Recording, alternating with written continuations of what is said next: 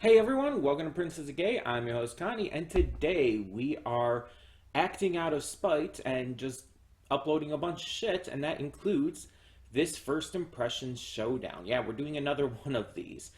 Um, and this time we kind of have a theme. We're doing live action shows, and at least two of them I think are comedic or comedic based at least. Um, let's talk about them. So, first off, we're going to be reacting to Only Murders in the Building. So, for those who don't know, this is a series starring Steve Martin, Martin Short, and Selena Gomez, right? And I don't know anything else about it. I assume it's like some kind of comedic murder mystery, which sounds hilarious. I like all the actors involved. But other than that, I don't know anything about it. We also have Kim's Convenience. Now, this is a series that I know for literally one scene because I've seen it shared on TikTok a shit ton of times. There's this scene from Kim's Convenience that's shown on TikTok where the guy who runs the convenience store, I assume Kim, he interacts with a drag queen, and he's asking her questions about about what she does, why she does it, and it starts off kind of seeming like, oh, he might be a little judgy, but you soon realize he's actually just curious and is entirely like welcoming and entirely positive about it. And it's like, oh, this is sweet and cute. It's like this older this older guy who's clearly in a generation that, as an overall, don't entirely accept a lot of queer people and drag queens and stuff. He's being super accepting and welcoming and just is asking questions to understand better. And it's like that's cute. And I want to see if there's like if that's like a big common thing with the show, if like it's just this sweet old convenience store owner just trying to connect with and learn about people in the modern day, because that sounds like a fucking adorable concept. um, but the third show we're going to be checking out is A League of Their Own. Specifically, this is a remake of an old movie. Um, this series I heard was canceled. I heard it was supposed to get a second season, but then was mysteriously canceled. Um, which sucks. Really bad. That this is another example of a streaming show that has gotten fucked over by this kind of thing.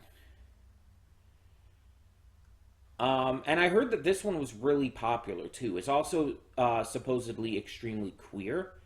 And I know of the movie, so I know the basic core concept, or I assume I do, of it as long as it's the same. Basically, it's about a women's baseball league and them kind of showing that they're just as worthy of playing the sport as any guy. Hence, a league of their own. And I don't know, like, this remake is modern. It's like, it just came out within the past couple years, basically. So, obviously, they're going to touch on a lot more modern topics, but to my knowledge, it still takes place, like, in the 70s or something. So, it's going to be really interesting to see how they connect all of that. Now, two of these are half-hour shows. Only Murders in the Building is about 30 minutes each. Kim's Convenience is a half-hour show that's actually on television, so is in actuality about 20 minutes per episode. But A League of Their Own is an hour long. It's the longer one of them. And so it kind of balances out, having two shorter shows, one longer show. I'm just interested to see how good all these are, because, like, I haven't heard a lot about Kim's Convenience, but I've heard people like it, and I've heard nothing but positive things about the other two. In fact, I heard a lot of people were very angry at A League of Their Own being canceled. So I'm interested in checking these out, seeing if they'd be great to react to in the future, or if I'd rather watch them on my own time, or if I'm just not that interested after checking them out. But I think this is a fun idea. And honestly, I really need to get back into doing some more live action stuff. Like, I'm doing the live action One Piece right now, but it's like, that's so directly connected to the anime. It's like, I need to get back into doing, like, more actual live action stuff. You know what I mean? In the meantime, though, we're going to at least check these out. And if I like them well enough, they'll be put on my list for the future, for first impressions. So, all of that being said, let's just get this started. Oh, and because if you hadn't seen the news, the Breach website went down and seemingly probably isn't going to come back up. All of our stuff is now being redirected to 100 free. So you'll find the link in the description per usual. It's just on a different website. So just in case you're confused or if you're new to the channel, we'll get into that in just a second here. So, when the screen fades to black, pause this redirect and go to the description below. Follow the link in there to the reaction itself, and after you watch it, come back here to the redirect to hear my afterthoughts. Because everything after it fades to black and then fades back in will be those afterthoughts, and will contain spoilers to all three of these shows. And all three of them, by the way, will probably have their own links just to be safe, just to make it work better, I guess. All three shows will have their own links in the description, just letting you know. Because that's what we typically do for these. But all of that being said, thank you so much for tuning in, and I will see you at the redirect, or at the reaction. And we are back, and we'll begin with the Only Murders in the Building portion of these afterthoughts in 3, 2, 1, now. So that was an interesting little ending twist, that she and Tim Kono apparently knew each other, that they were, I guess, childhood friends and everything. He was one of the Hardy Boys of their group. That's interesting. I wonder how quickly that's going to be revealed to the other two. And it seems interesting that, like, there was not...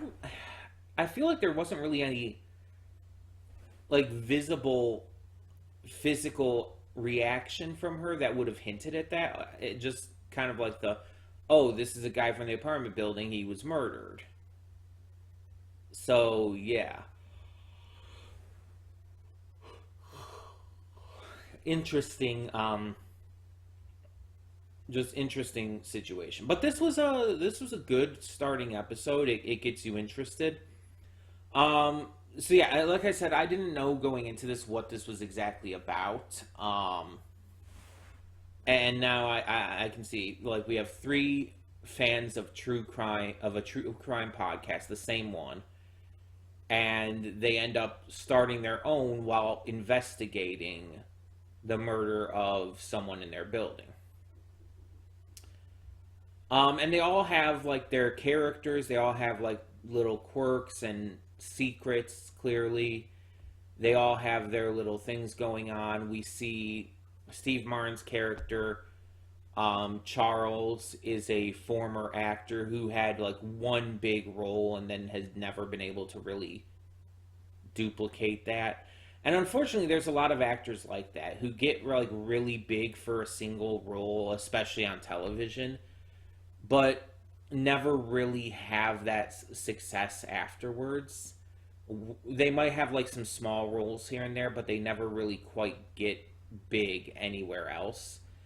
And it kind of sucks. It's kind of disappointing. Because they become so well known through only a single role. And like, Tony Shalhoub is kind of like that. Like, he became such a huge name because of Monk. Um, and he had some other roles, like he was in Men in Black and everything.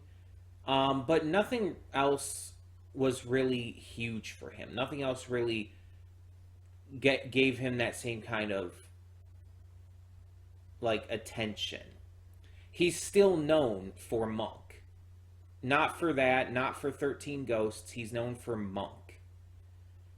And he'll always be known mostly just for that.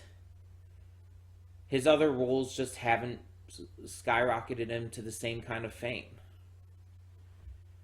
Um, Meanwhile, we have Oliver, played by Martin Short, who is a Broadway director, not exactly doing well. He's apparently had like plays and whatnot in the past that have worked out, but for at least a couple years now, he's been really struggling, having to borrow money from his son and everything just to get by. He is so invested in being a director and all. He doesn't want to abandon his apartment. He doesn't want to lose out on all of that. He sees it as important to him, which, fair enough, but there's a certain point where it's like, if your apartment's like way too expensive and you need to downsize to survive, then you need to.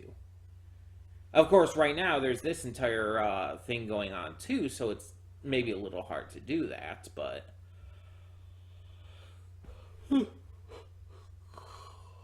at the same time, it's something he really should.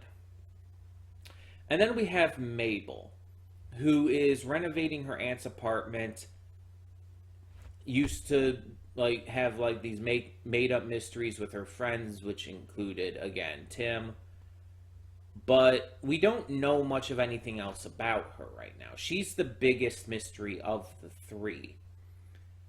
She seems to be like, and considering the fact that she did know Tim and that they were friends and all, there's definitely going to be something that comes from this, I feel.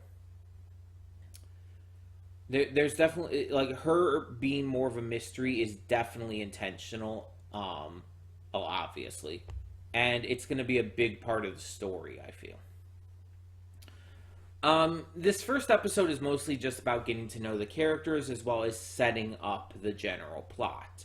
Getting everything going, explaining things, also integrating in the humor that these three are known for. All three of them have done like great humorous work throughout the years. Obviously, Steve Martin and Martin Short, being a lot older than Selena Gomez, have a lot bigger of a history with that. But Selena Gomez, like, she's done a lot of good comedy in her works too. So she still counts for that. She's just a younger generation, which is reflected in her character here. It's entertaining. And I think that this could be a fun mystery show to continue to check out on the channel. Let me see how many episodes this is. This has 3 seasons currently, and it is 10 episodes per season. Actually, the 3rd season is still going. It's set to end on October 3rd. Okay. So this is currently airing series, but we obviously wouldn't catch up in time. But 10 episodes per season, and they're about half an hour each. That's very doable. I feel that's a very easy to take on idea there. So, yeah, I'll add this to list. I think this is one I can definitely continue. But tell me in the comments below, what did you think of this first episode of Only Murders in the Building?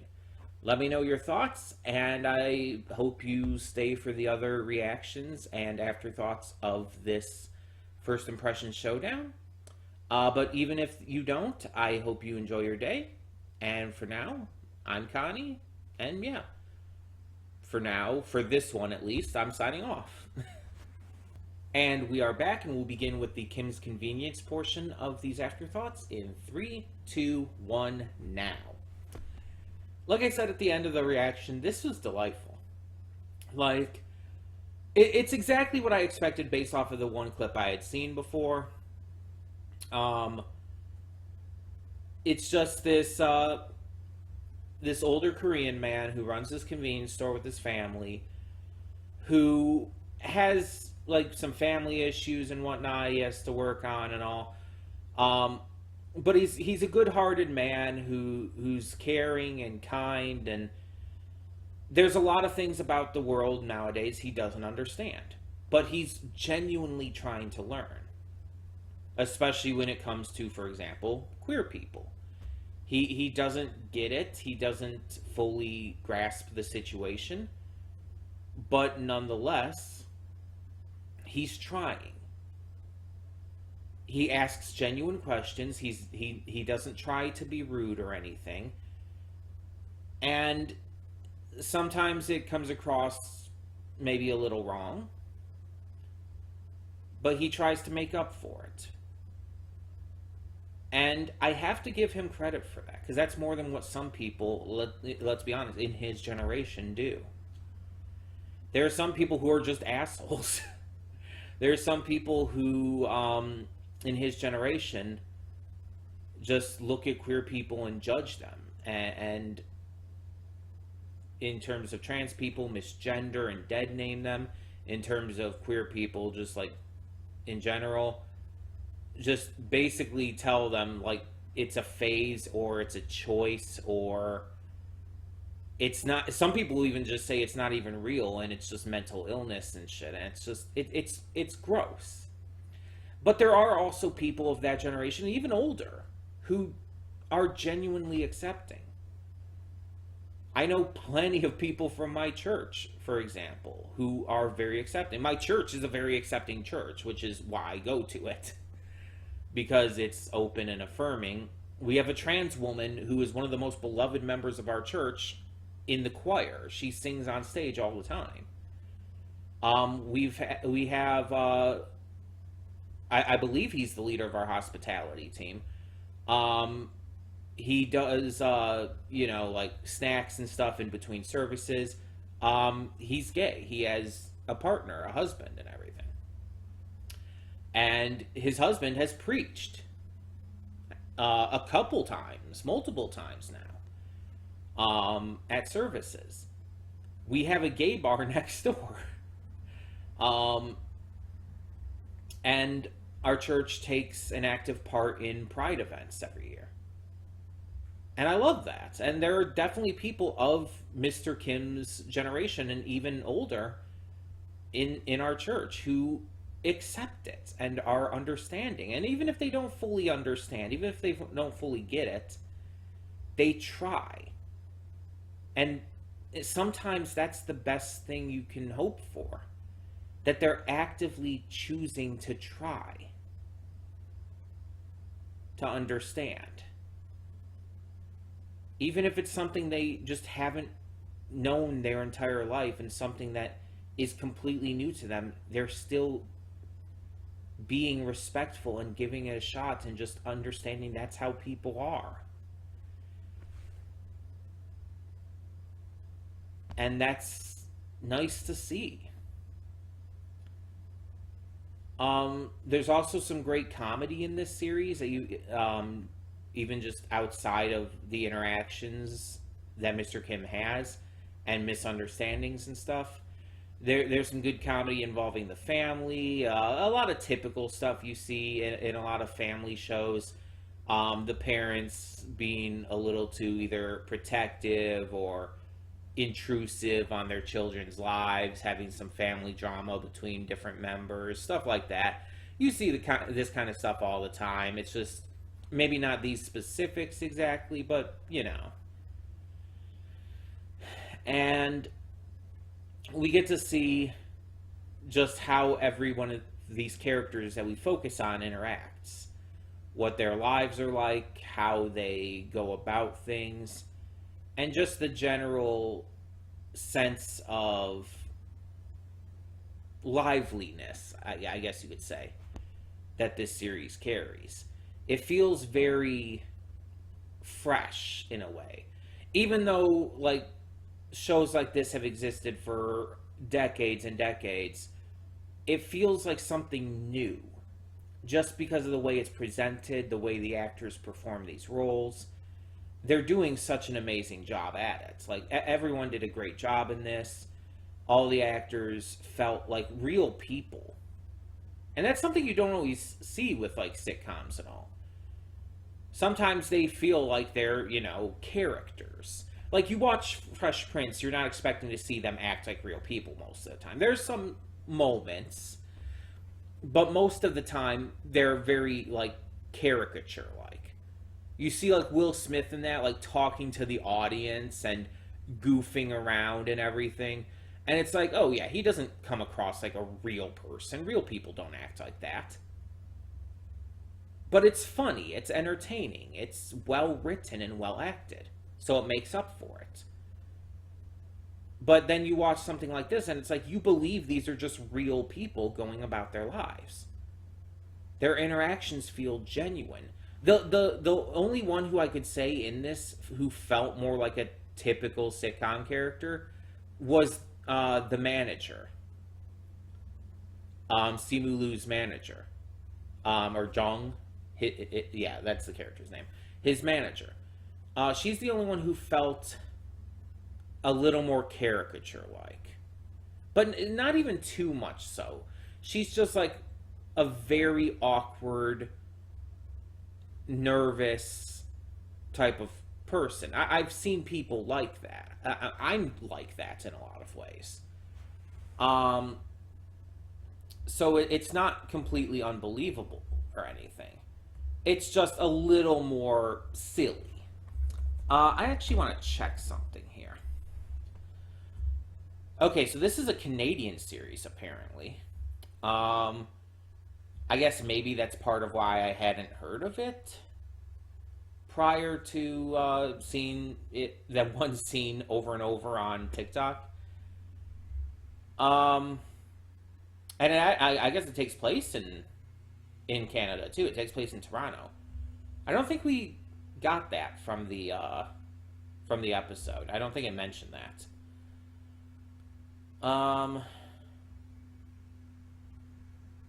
Let's see. I'm trying to see how many. There's 5 seasons. Wow, that's pretty good that this season's been going, or this series has been going for that long, or did go for that long. Apparently, I guess it's over. Because season 5 ended in April of 2021, so I assume there's probably not any more. I assume it's just over.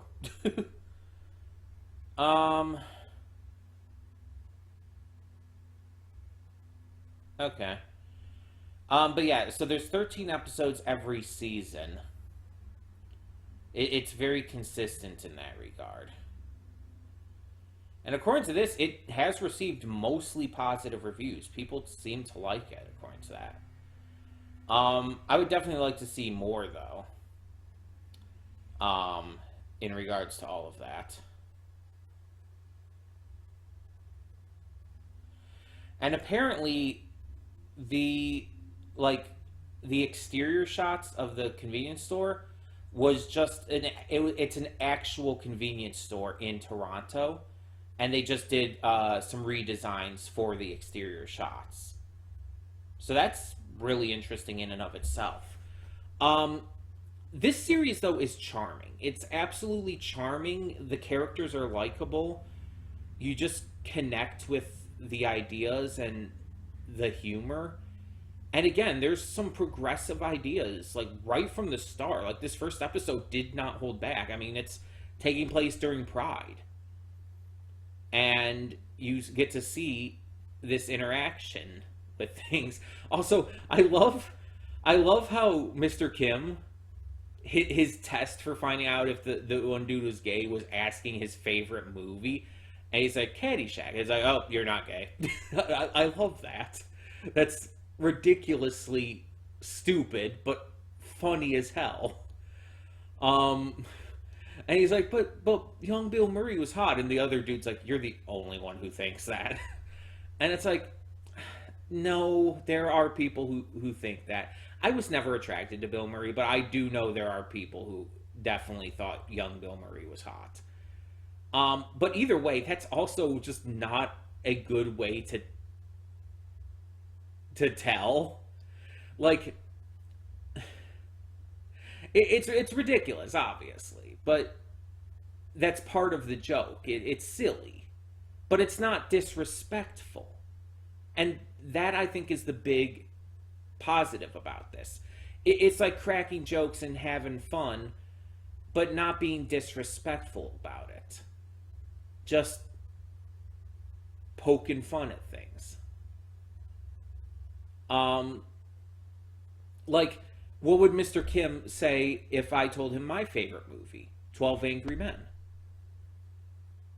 Would he think that I'm not gay or pansexual because my favorite movie is a 50s courtroom drama and not something like Legally Blonde or something?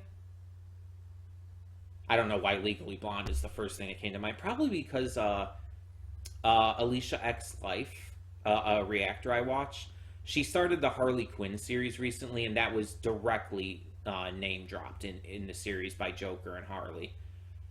So probably it's been on my mind, I guess, because of that. But anyway, the point is, um,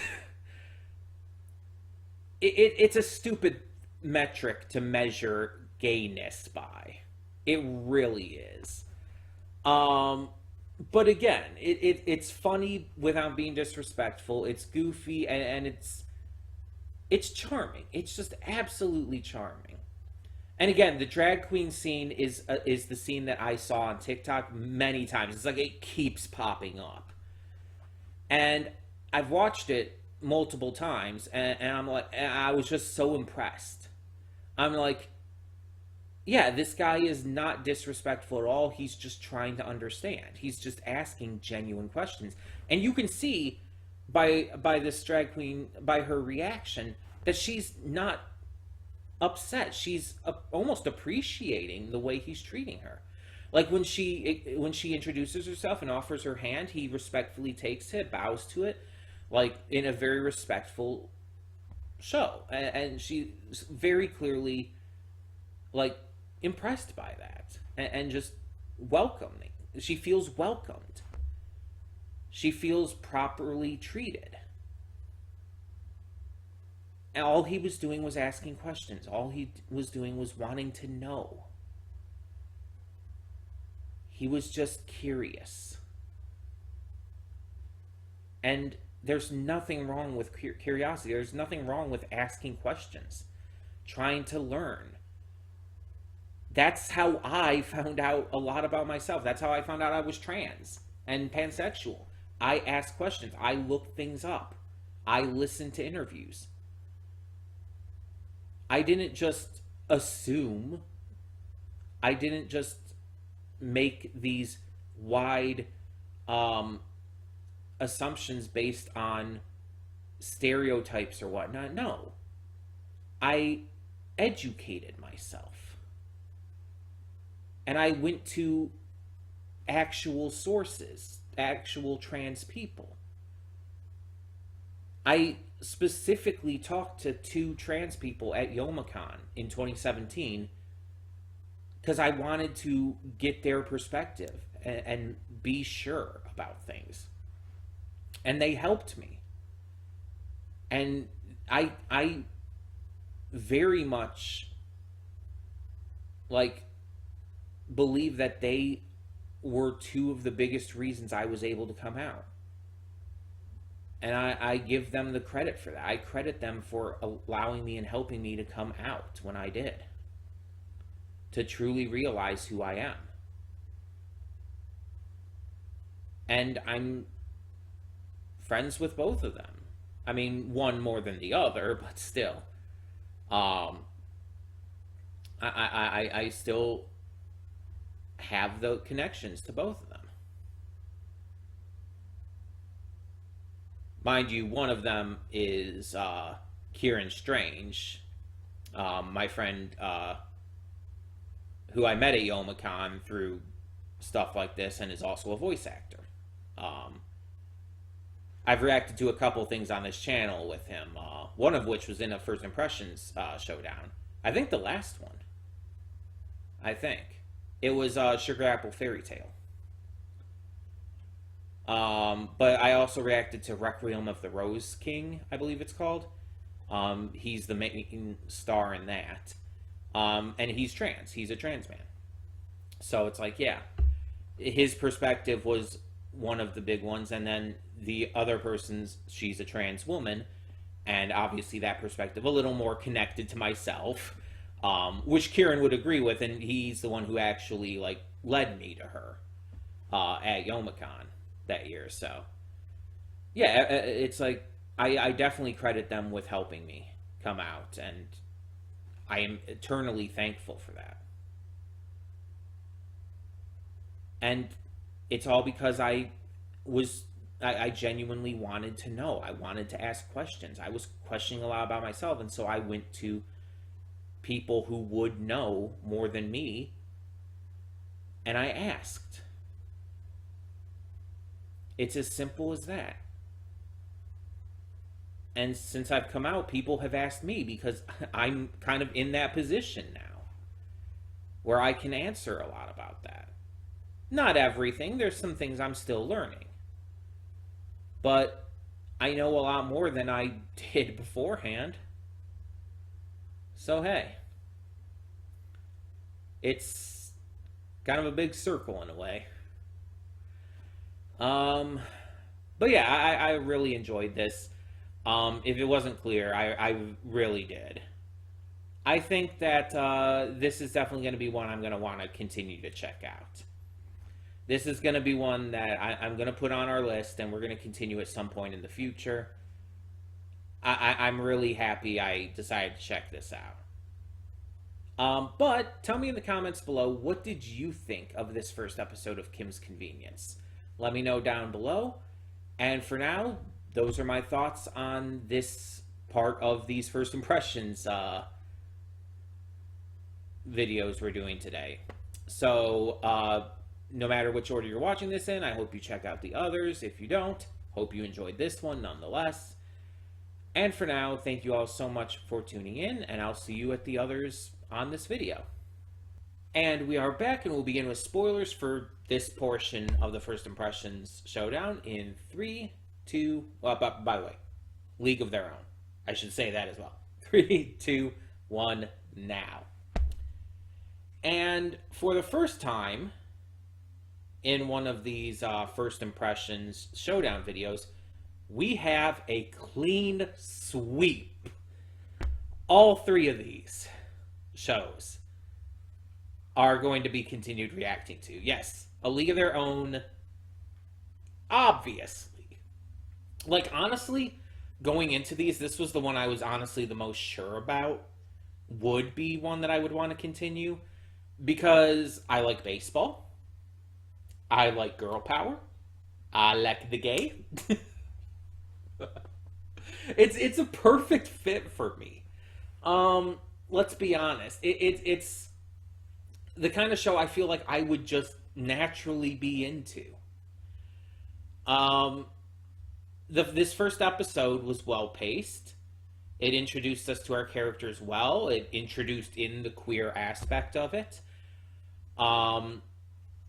Introduced the issues and systemic problems that these characters are going through at the time, both because of sexism and racism.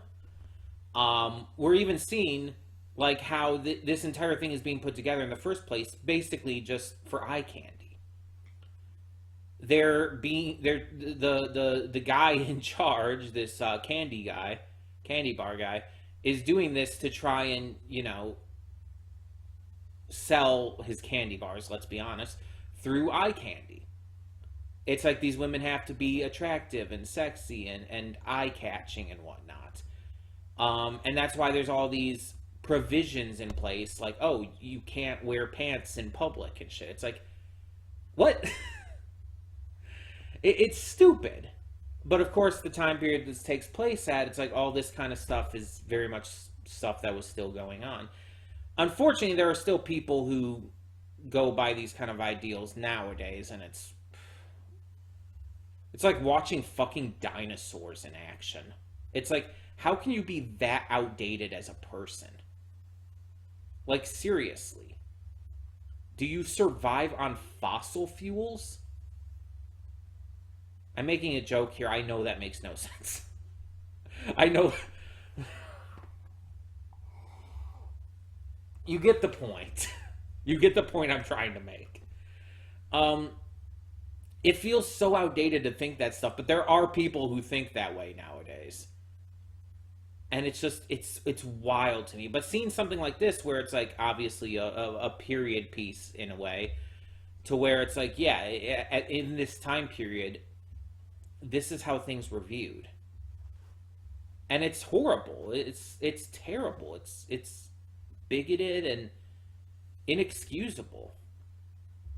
Even in that time, it was never excusable just because it was normal in that time.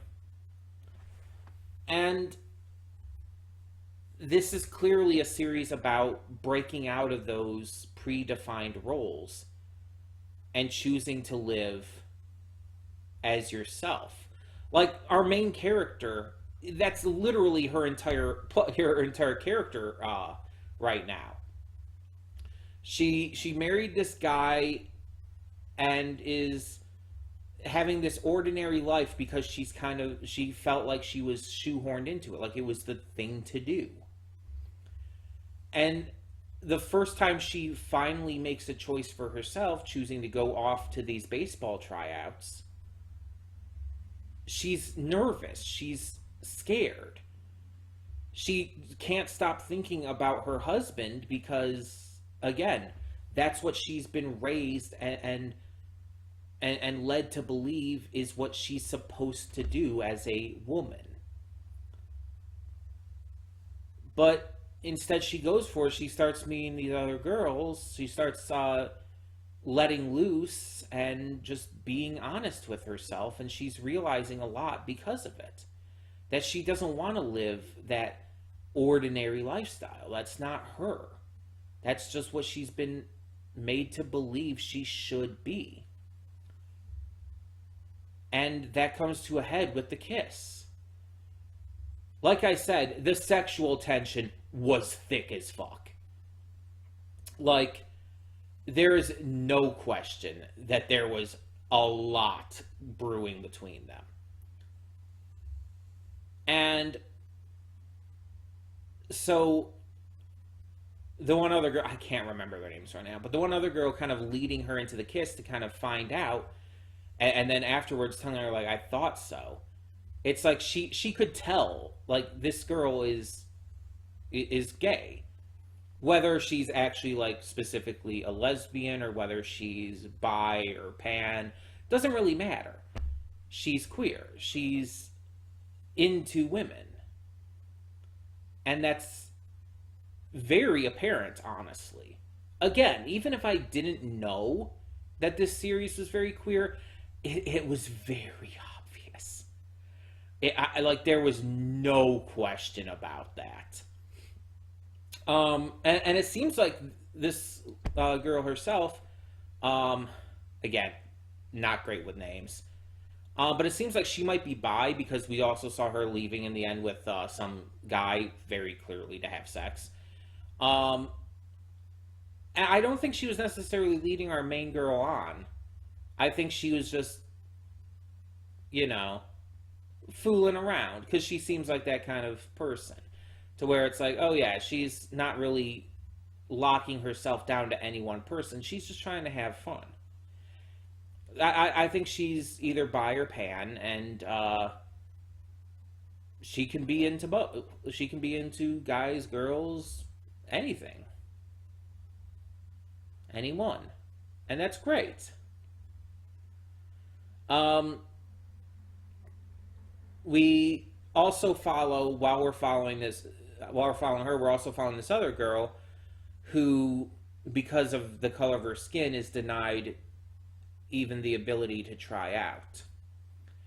And we see that while she has some anger issues, they're kind of steeped in the racism that's levied against her. And so, and sexism as well. And so it's very clear that she's going to join the team at some point. We just don't know how it's going to play, how she's going to end up getting to that point. But she's definitely going to join the Peaches. And she is, I would say, the secondary main character. I would say that her and the other girl, who we mostly followed, I'd say they're the two main characters. The other girl, and it's either Joe or Joan. But those two are side characters, like best friends to the one girl so far, to our one main character. I'll get the names down eventually. I will. I just do not have them down yet. Do I have that up here? No. No, did I? Maybe I had that up on here.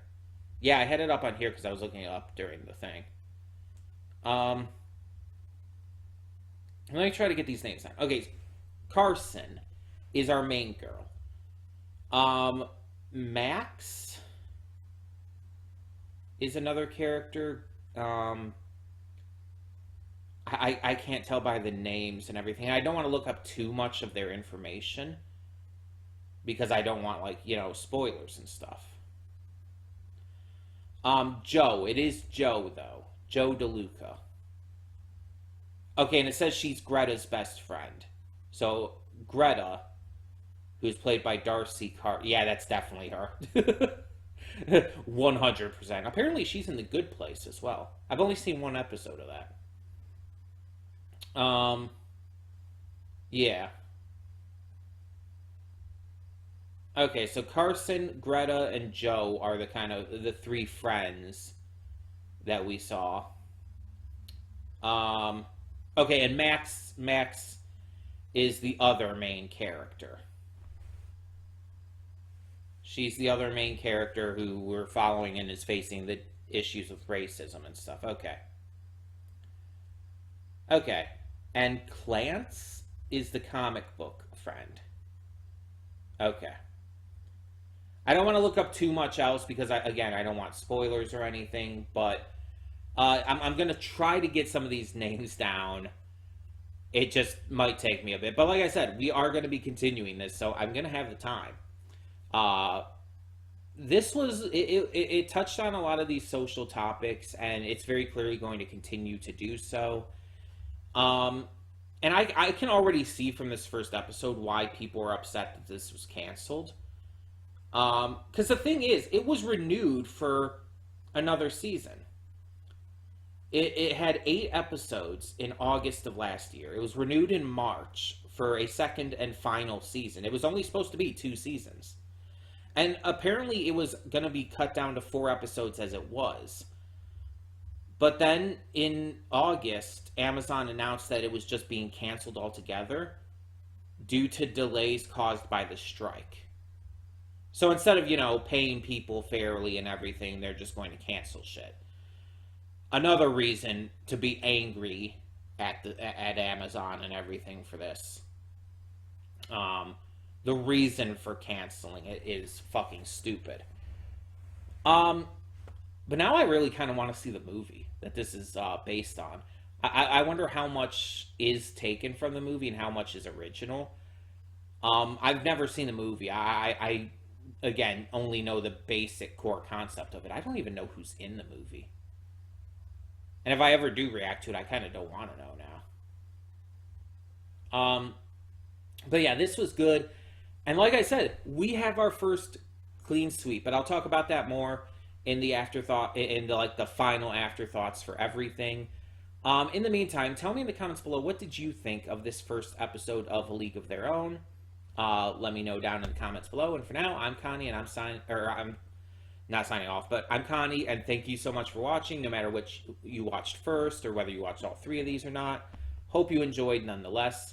And now we'll get into the final afterthoughts of the entire thing. Okay, and so final afterthoughts for this first impressions showdown.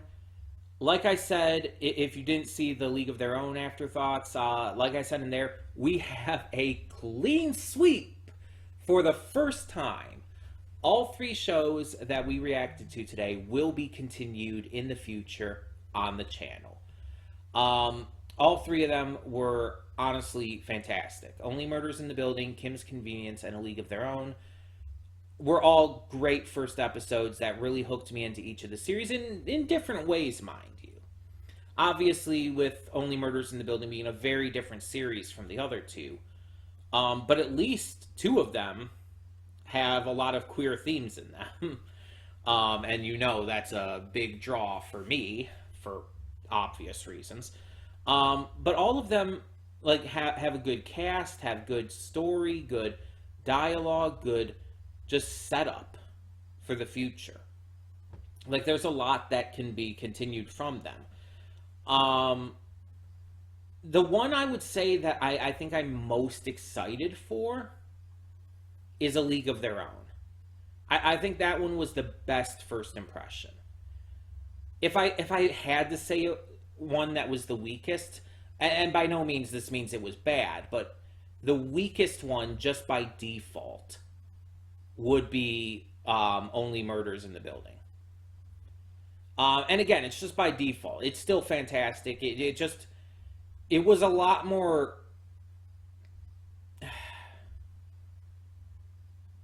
I don't know. It felt a little bit more serious than the other two, despite having, comedic actors and having a lot of comedic moments in it.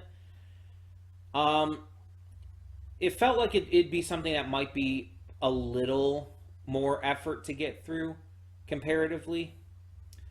But again, very little. It was not bad by any means. It was great. But if I had to name one that I liked the least, it would be that one. It's just by default. And Kim's Convenience kind of nestled in the middle. Very sitcom-y, but also very modern and very progressive. And I really enjoyed it. It was a really fun, enjoyable episode. And I can say that really about all of these. Like, all of them were enjoyable. All of them were, again, had all this great stuff in them, all the great acting and whatnot. I'm just really impressed. Like, I was kind of deciding, like, I knew I was going to do this today. I just was deciding how many I wanted to do. And I kind of landed on doing these three. And it's just like, I'm so happy I did. Because it just worked in every sense of the word. It really felt right to do three of these together. And these three just, while they're not entirely complementary to each other, I guess you could say, I nonetheless feel right about doing them together, specifically. I don't know if that makes any sense, but yeah, I had a blast with this, and I'm very interested to see all three of these in the future. Plus, it adds more live action stuff. We've already got quite a few live action things to get back to as well, but it adds some more stuff to get back to in the future, and gives us a little more variety of things too, rather than just like exciting action shows or whatnot, or superhero shows. We also have like a sitcom and a girl power series, and so, which honestly isn't that rare for me, but we have a little more variety with these. I enjoyed all of these. I enjoyed doing this here. Just adds more to our list, of course, but hopefully with the fact that we do have 8 slots currently, we'll be able to get through things a little quicker, hopefully. No guarantee on that, but maybe. We'll see. And even so, it's like, I'm still excited nonetheless. And that's what these first impressions Showdown videos are for and all. For shows that I'm not sure if I'm going to want to watch otherwise. Ones that I want to give an episode chance to first, just to be sure. Like I had said, Kim's Convenience alone was based off of seeing a single scene on TikTok multiple times. I just kept seeing it pop up on TikTok, and it's like, okay, I'll check this out. That's literally the only reason. Only Murders in the Building was only because I knew the cast. And I like the cast. I didn't really know much of anything about the show itself. And then A League of Their Own, I knew more about than the other two going in. And yet it still surprised me in a lot of ways. And impressed me in a lot more. So yeah, I'm very into this. I think these three shows are going to be great moving forward. And I would love to hear your thoughts on all of them.